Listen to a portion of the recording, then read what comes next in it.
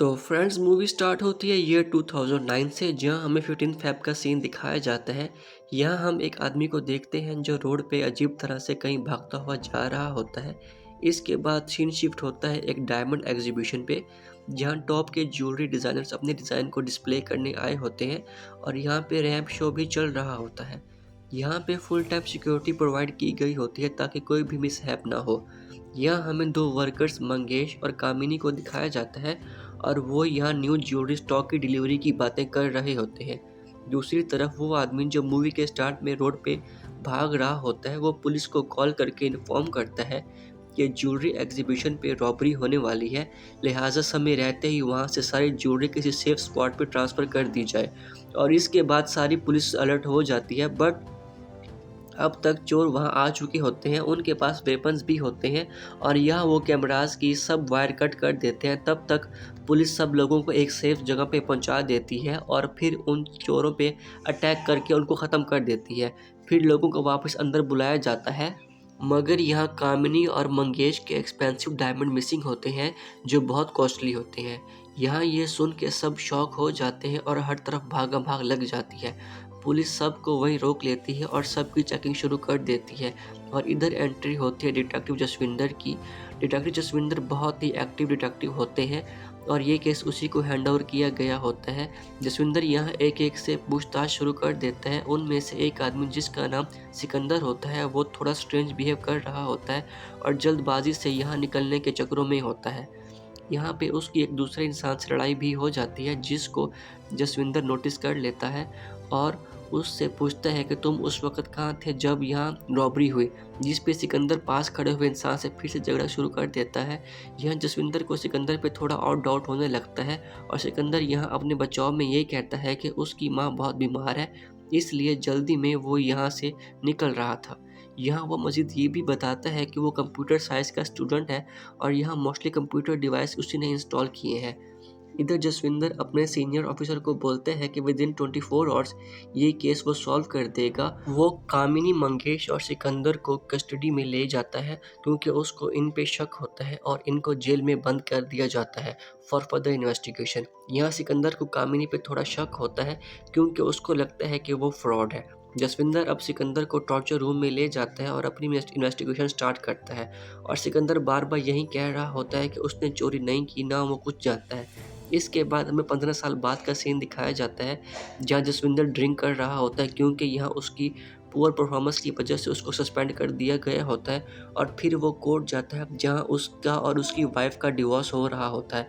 अब जसविंदर बिल्कुल अकेला हो चुका होता है और यहाँ वो अबू धाबी में किसी को कॉल करता है और फ़ोन के दूसरी तरफ जो आदमी होता है वो उसको बोलता है कि आपका दोस्त इंडिया आ रहा है, जो सुन के जसविंदर बहुत खुश होता है और अब वो सिकंदर को कॉल करता है जिसका पूरा गेटअप अब चेंज हो चुका होता है और अब वो अबू धाबी में एक सक्सेसफुल बिजनेसमैन बन चुका होता है। और जैसे ही जसविंदर उसको हेलो बोलता है तो वो फ़ौरन ही उसकी आवाज़ पहचान जाता है और यहाँ वो सिकंदर को बोलता है कि वो उससे माफ़ी मांगना चाहता है जो भी उसने उसके साथ किया। उन सब के लिए वो सिकंदर को बोलता है कि मैंने सुना है तुम इंडिया आ रहे हो और जब तुम इंडिया आओगे मैं तुमसे मिल के तुमसे माफ़ी मांगूंगा, और वो उसका अपना एड्रेस भी देता है। यहाँ सिकंदर को भी सब याद आ रहा होता है कि किस तरह जेल में जसविंदर ने उसको टॉर्चर किया था और अब इंडिया आकर वो सीधा जसविंदर के मिलने जाता है। इसके बाद मूवी अगेन पास्ट में यानी 15 साल पीछे आती है, जहां हम सिकंदर, कामिनी और मंगेश को कोर्ट में देखते हैं, जहां उनको 14 डेज़ के लिए पुलिस कस्टडी में रखने की मंजूरी दे दी जाती है। जसविंदर को यकीन होता है कि हीरे इन तीनों में से किसी के पास है। फिर वो इनको हॉस्पिटल में मेडिकल करवाने के लिए ले जाता है, क्योंकि कहीं न कहीं इन लोगों ने ही हीरे छुपाए होते हैं, तो उसको लगता है कि कहीं इन लोगों ने ये निगल ना लिए हों। यहाँ नर्स सिकंदर की दोस्त भी होती है, मगर उससे कुछ ख़ास बात नहीं करता वो, और यहाँ मोस्टली वो उसको अवॉइड करता है। लेकिन चेकअप के बाद पता चलता है कि उन तीनों के अंदर कोई भी डायमंड नहीं है। फिर वो आदमी जिसने पुलिस में रॉबरी की रिपोर्ट की होती है, वो जसविंदर से मिलता है और कहता है जब वो अपनी बेटी को ऑटो में छोड़ने गया था तो उसके बाद उसको एक कॉल आई थी और वो उसको कहता है कि मुझे पता चला है कि ऑटो में किडनैपर में मेरी बेटी को किडनैप कर लिए है, और अगर मैंने उसको बचाना चाहता हूँ तो पुलिस को वही सब बोलूँ जो हम कह रहे हैं। सो उसने वही सब बोला जो उस किडनैपर ने उसको बोला। वहाँ पुलिस कस्टडी में उन तीनों को बहुत टॉर्चर किया जाता है मगर फिर भी कोई कुछ नहीं मानता और अब कोर्ट से उनको बेल मिल जाती है। यहाँ सिकंदर जब घर जाता है तो उसकी वो नर्स दोस्त भी उसके घर आई होती है और यहाँ हम समझ पाते हैं कि सिकंदर के उसके साथ लव एंगल भी होते हैं। और दूसरी तरफ इसको जॉब से भी निकाला जा चुका होता है और हर कोई सिकंदर से ताल्लुक़ ख़त्म कर देता है। और अब कामिनी उसकी मदद करती है और उसको कुछ पैसे भी देती है और यहाँ वो कुछ बॉन्डिंग करते हैं और इनमें नज़दीकियाँ और प्यार बढ़ जाता है। बट इसी दौरान सिकंदर की माँ ख़त्म हो जाती है। फिर सिकंदर कामिनी से शादी कर लेता है और अब सीन अगेन 15 साल बाद पे शिफ्ट होता है, जहाँ अब सिकंदर जसविंदर से मिलता है और यहाँ जसविंदर उससे सॉरी बोलता है और वो उसको बोलता है कि मेरी वजह से तुम्हें बहुत कुछ सफ़र करना पड़ा, मगर वो जानना चाहता है कि सिकंदर के साथ एक्चुअली हुआ क्या था। यहाँ सिकंदर उसको बताता है कि वो सारे केस भुगतने के बाद वो और कामिनी पटना चले गए थे। वहाँ मैंने अपना कारोबार शुरू किया और काफ़ी टाइम बाद मुझे मंजीश की कॉल आई। वो बोलता है कि हम दोनों को फिर से अरेस्ट वारंट जारी हो गया है और मैं जब अगेन मुंबई गया तो जज ने हमें बाइज़्ज़त बरी कर दिया। मगर अचानक कामिनी की तबीयत बहुत बिगड़ गई, जिसके लिए मुझे बहुत सारे पैसों की ज़रूरत थी और जब मैं पैसों का इंतज़ाम करके अस्पताल जा रहा था तो कुछ गुंडों ने मुझे रोक लिया और मुझसे सारे पैसे ले लिए। इसके बाद मैं अपनी ज़िंदगी ख़त्म करने वाला था और ख़ुद को ख़त्म करने के लिए मैं ब्रिज पे चला गया, लेकिन वहाँ मैं ऐसा ना कर सका और वहाँ से वापस चला गया। इसके बाद वो अबू धाबी चला जाता है, जहाँ वो जी जान लगा के काम करता है और आज 15 साल बाद वो इस मुकाम पे है कि उसके पास अब सब कुछ है। अब जसविंदर अगेन सिकंदर से माफ़ी मांगता है और सिकंदर वहाँ से चला जाता है।